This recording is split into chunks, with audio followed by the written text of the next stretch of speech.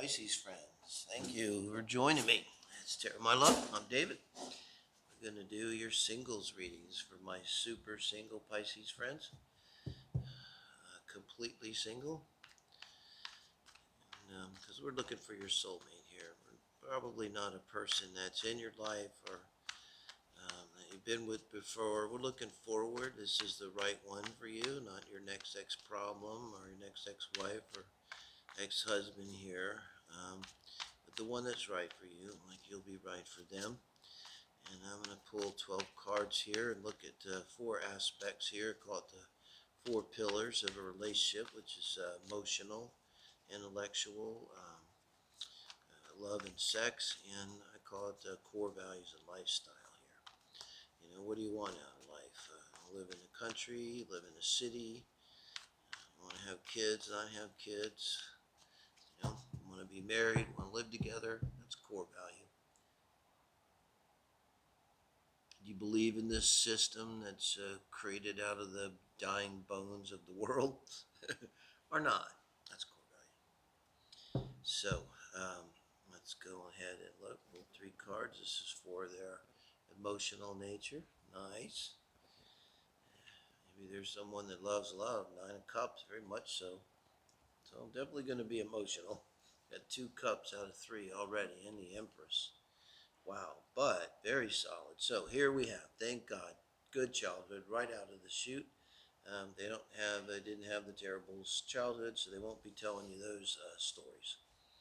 And now, intellectually, we have the Knight of Pentacles. I like that. And 6 of Cups, kind of like that too. Goes with the 9 of Cups there. And the King of Swords to go with the Empress. Wow, check out the brain on Brad. Okay, wow. Here we're going to look at the sexual and love nature, core values and lifestyle. Let me stop here for a minute because we're trying to get to know your persons. If you know they've been flying around and can't land because you've been busy. But now we've opened up the runway and they come down and we're taking them out and we're sitting down with them, getting to know them a little bit. And that's all we're doing. We're not, we know this is your person. We know they're okay. Is they're right for you. I just want to get to know them a little bit, okay? So with the 2 of Cups and the 9 of Cups and the Empress in their emotional nature, there's someone that's, I can't think of the moon. I mean, I think maybe a Cancer moon, like well placed, because you got the Empress. They're not someone who's lost in emotions, who there's challenged by emotions. You got this 9 of Cups. They're emotionally balanced and they're positive. They're probably into like positive thinking and everything like that. You can see that again in the intellectual, positive, constructive thinking. Um, Someone who's with the King of Swords, assertive, um, says it like it is. Especially now with the Empress and the emotions, it really tempers that. So, boy, the Empress and the King of Swords. So, at the core level, um, this is someone who kind of like knows their own truth and can speak their own truth. So they're not going to be uh, well, no, you're wrong about that, and here's why you're wrong, because it's not going to be like that. It's going to be in any matters that comes to them. They're going to very clearly assert themselves. Like no one's going to ever wonder, like, where do they stand themselves? You know, like. Where is your person here? Where is your soulmate? What do they believe about this? What do they believe about that? It'll be there, you know, but not in a challenging way, but in a very solid way, you know, because this would be someone uh, they feel their way through it. There's a good balance, you know. You got the Pinnacle up here, and it's Mars and it's action, and now you got the sword here, and he's the King of Swords, the most no nonsense fucker in the deck, you know. Um, and next to the Empress, Venus energy, fertility. So this is someone that's very charming. As you get to meet them, they're gonna definitely come away like that for you. Look you 2 of Cups, look you right in the eye. very sincere about love. Love is important to them, With this being that such a strong part of their emotional nature, I mean, they would definitely be drawn towards soulmates, twin flames, this kind of thing. They might be into manifesting. Mm, with the Empress down here at the bottom, they could probably manifest if they wanted to. And with the Knight of Pentacles, and I gotta go with kind of a Cancer moon here because it's debilitated in Scorpio. I don't see that with the Empress. You got this Venus energy here, really warming it up, tempering it, making it something, fertile and lush. Um, so more like a Cancer moon, could be Pisces. Um, I see more Cancer. So in terms of the Knight of Pentacles, the King of Swords, um, they have a kind of practical way about their mind too. So I get that this also could be somebody really understands relationships. I mean, where they maybe work with relationships or as a marriage counselor or something, because um, this um, Knight of Pentacles here, they want to do something with their mind, like they want to with their mind they want to help. They want it to be they're really positive thinking. So like it's almost like you might see them hesitate a minute when you're talking, and I bet if you think about what's going on and what they say next, is like they're kind of stopping to think about what's okay. They're listening and they're thinking, what's the most constructive thing that I can say next? Not as the most insightful thing. What is the most insightful thing I can say next? What is the most impressive thing that I could say next? What is the next? What is the thing I could say next to get the most attention? They're really going to be focused on what can I say, and thinking here out of this situation that is the most constructive way to respond here. Um, and then they have this mixture of the Six of Cups that goes with this Nine of Cups. Again, so there's that softness to them. I think they might even have a soft voice, but not to mistake that they can't speak up for themselves, because they most definitely can. But they may do it in a very soft way. A genuine expression of anger can just simply be, that really makes me angry when you say that to me, honey. And you just fully express your anger and let it out, Doesn't that simple as that. So maybe they know this. When they say something again that's theirs, and they're going to own it, and they're going to say it, and they're going to do it in a way that's almost charming. There's not a harshness to them. A real positivity, a real constructiveness, a real truthfulness. They're not going to tolerate lies, bullshit, toxicity, and I see them dealing with that very directly and very maturely. Okay, so in any given situation, if that was to arise or there was some toxic bullshit, they would deal with it very quickly, very directly, very maturely. You can pretty much imagine whatever would be the classiest way, the most mature way to deal with the situation. That's how they're going to do it. And they will do it in no uncertain terms. So sexually, Knight of Cups, okay, I like that. They're not lazy in the sack.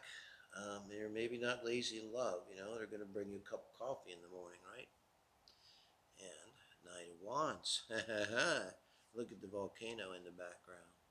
So, okay, sexual and love. Wow, so we're going to have a water sign, Venus, and a fire sign, Mars.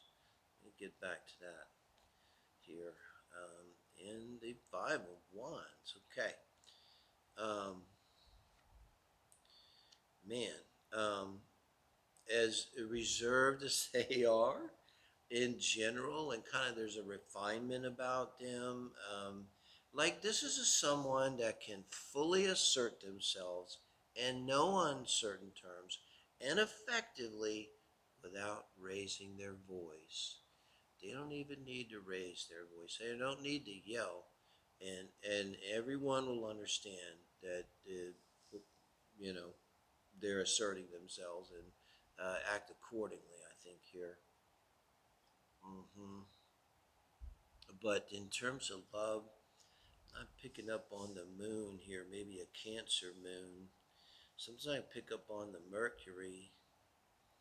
It's a utilitarian Mercury, so like Capricorn Mercury, which would lead us more to like a Capricorn personality, or an Aquarius Mercury, which they're close. So both of those really can get the job done, really focus on um, the task at hand, and especially Aquarius Mercury, which I get the feeling they're like that. So that would put their Mars in Aries. I do get that with this Knight of Wands and the volcano.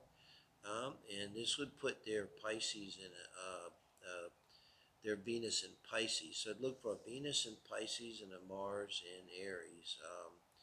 And this is a person who uh, uh, emotionally and their love nature, they're going to be very accepting. They're going to love unconditionally.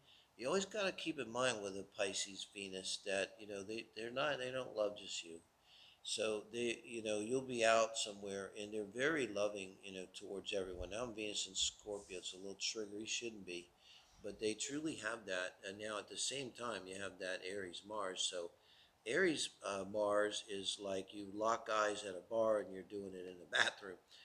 So, extremely passionate. It depends on the house and how it's aspected, of course. But I get the feeling like this person's going to have a nice combination, being emotionally available, emotionally involved, emotionally committed, engaged, and at the same time have a high level of sexual passion. This is the kind of sexual passion where you're pregnant before you can even kick the door closed with your heel. The clothes are already off, and you're 2 months pregnant before you hit the bed. Okay, that kind of passion, especially with the Five of Wands. I look at this as a bad thing here. I look at this as kind of a strong passion in terms of sexuality. I just got to tell you, I was with the Aries Mars in the eighth house, and especially at first, there was a few moments when we would engage where it's sort of like, are we fighting right now, or are we effing? You know what I mean? And that was kind of hot. That's the kind of thing you might want to expect from this person. So it might be a little shocking because they're so contained and refined and mature and all of that. But boy, will you see a different side of them when the bedroom door closes. Trust me, guys. So here we are, Wheel of Fortune. It's their lifestyle core values. And the King of Cups. And we're going to have the Eight of Cups. Okay. I get the feeling that they grew up in a wealthy home, if not a wealthy home, a home where there was a parent who maybe worked for the Foreign Service. Maybe one was an artist, one was a professor. It was a very sophisticated home where they were exposed to multiple languages, many ideas, a higher vibration, let's say. They lived probably in a nice home as they grew up. I told you, they didn't have a bad childhood. Parents were emotionally available. There was no real issues there. They have a good, solid sense of self-esteem. Um, and I think they may have lost something, like maybe they had to make their own way. They had to kind of leave with this Eight of Cups. I think that they're leaving, and maybe we look back to like the college years or something. Maybe the parents, helped them with college, and then that was it. But there was a process for them of like maturing emotionally. Probably, it's fifth house in astrology, sixth house in astrology, really, where you're moving into young adulthood and discerning your way forward and what do you want in life, what partner do you want for your seventh house energy. I think something significant happened to them and they really matured. And there was some process that went on after high school, around college, and early adulthood, where they kind of strongly individuated and separated from possibly a financial support from the parents, but it wasn't bad. Um, and it set them out on their own path, which I think suits them. They don't look like someone that would be happy marching to anyone else's tune. So keep that in mind. Not going to be a problem with you guys. They're your person here. So, and I think that with the King of Cups over the Eight of Cups, there's someone, part of that process that I was just talking about in the late adolescence, early adulthood, that they went through, was learning to discern between what felt right to them and what didn't. And so they became, I think, out of this with this, card here with the Wheel of Fortune, that out of that came a sense that they know what feels right to them and what doesn't. Because see, they're very feeling oriented with Two of Cups and the Eight of Cups. So they learn to trust their gut. The Gibbs. I trust my gut. The Gibbs gut. So they went through some process where they learned that if they trust their gut, they're fine. And so I mean, this is someone that's like they could like without thinking or seeing, they could just kind of follow their gut through the dark and make their way. You know if they had to. That's how strongly they trust their gut. So I think this is someone that's really operates a lot off of their emotions, has a great emotional understanding, wisdom, that kind of stuff, emotional intelligence. So, and they really trust their instincts here. They can think too, and they do the work, they've done the work, but they've learned that really it's the gut that guides them. Okay, and he may say that to you. It's like I follow my gut, I follow my instincts. So thank you guys, and let me know if you resonate with that. I appreciate giving me a like, and I do appreciate everybody uh, subscribing. That's been great. When I get to 1,000, we're getting there, and this is for the end of May. Okay. See me next week. We'll be dealing with June. See what's up.